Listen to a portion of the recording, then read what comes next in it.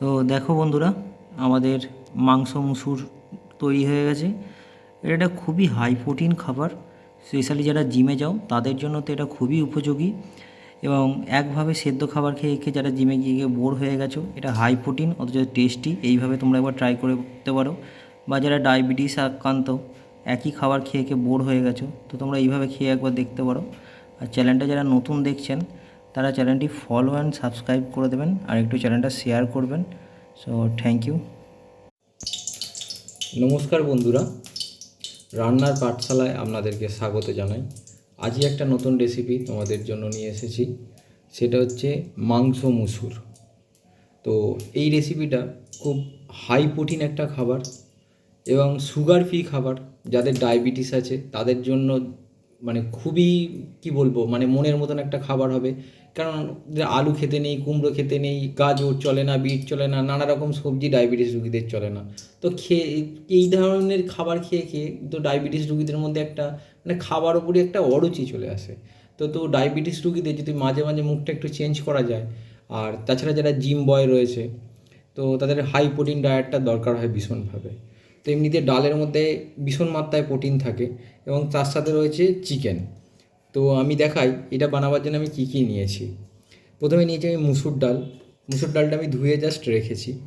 Tomato কুচি নিয়েছি, পেঁয়াজ কুচি নিয়েছি, আদা রসুন বাটা নিয়েছি, নিয়েছি শাহি গরম মশলা, লঙ্কার গুঁড়ো, জিরে গুঁড়ো, ধনে গুঁড়ো, হলুদ, নুন। আর এখানে নিয়েছি কিছু গোটা গরম মশলা, দালচিনি, এলাচ, লবঙ্গ, জিরে, তেজপাতা আর কারি পাত্তা। আর নিয়েছি কিছুটা পরিমাণ চিকেন। তো এই রেসিপিটা আমাদের উত্তরবঙ্গের ওখানে একজন রিলেটিভ আছে, ওনার কাছ থেকেই এই রেসিপিটা সম্পর্কে জানা।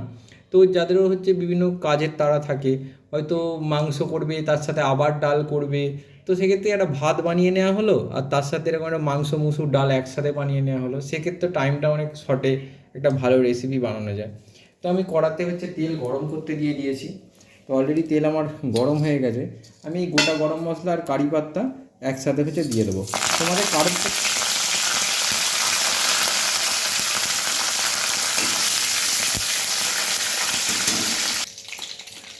কারি পাতাটা দিয়ে রান্না করলে রান্নার মধ্যে খুব সুন্দর একটা সেন্ট আসে।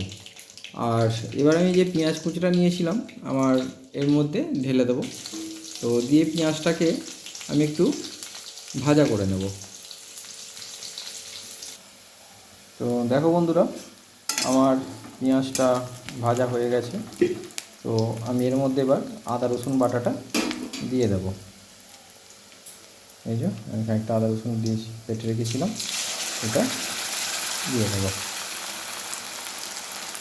পেঁয়াজ ভাজার সময় আমি ফ্লেমটা একটু হাই রেখেছিলাম, এখন একটু ফ্লেমটা লো করে দেবো।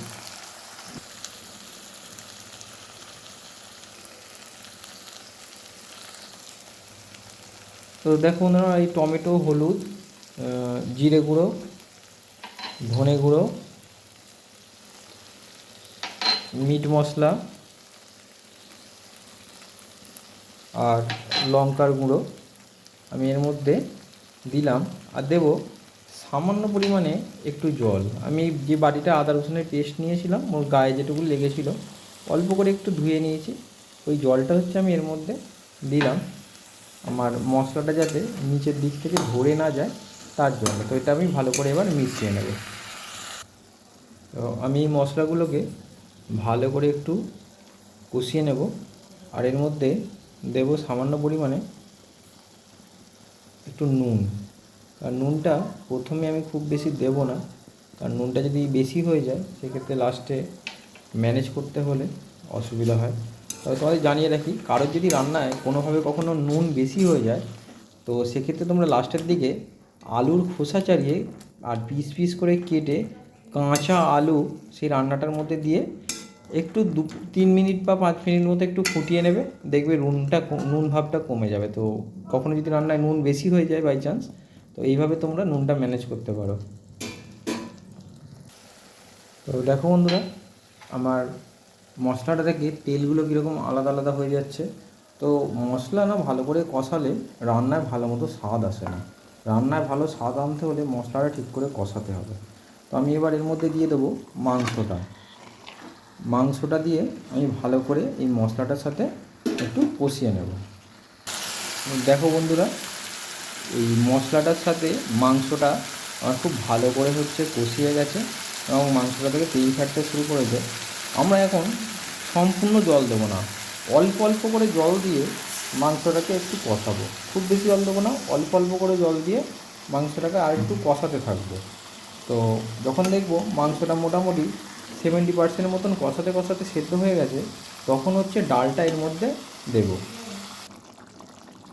তো বন্ধুরা দেখো, আমার মাংসটা কি দারুণ একটা কালার এসছে আর খুব সুন্দর সেন্টটাকে বেরিয়েছে।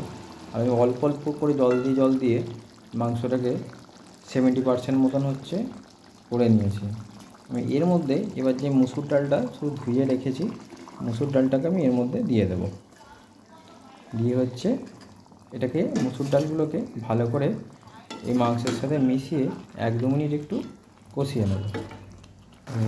ডালটা আমার এই ভালো করে মাংসের মধ্যে মিশে গিয়ে এই মিনিট 5 মতন এটাকে আমি অল্প জলেই ডালটাকে রাখবো।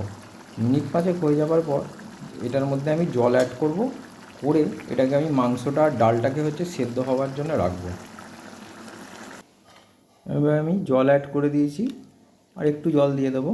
দিয়ে আমি এটাকে কিছুক্ষণ ফুটতে দেবো, ডাল আর মাংসটা সেদ্ধ হওয়া পর্যন্ত। তো দেখো বন্ধুরা, আমার এই ডালগুলো ভালোভাবে সেদ্ধ হয়ে গেছে। তো আমি এটার মধ্যে এবার একটু অ্যাড করব কস্তুরি মেথি অল্প করে, আর দেবো একটু ছাই গরম মশলা। এটাকে দিয়ে আমি আর 2 থেকে 3 মিনিট মতন রাখবো। আমাদের প্রোটিনে ভরপুর মাংস মুসুর ডাল তৈরি হয়ে গেল। তো একটা হাই প্রোটিন অথচ খেতে টেস্টি একটা রেসিপি। তো তোমরা এইভাবে একদিন বানিয়ে খেয়ে দেখো আমার সমস্ত বন্ধুরা। তো আমাকে জানিও কেমন লাগলো। তো থ্যাংক ইউ, দেখা হবে আবার পরবর্তী ভিডিওতে।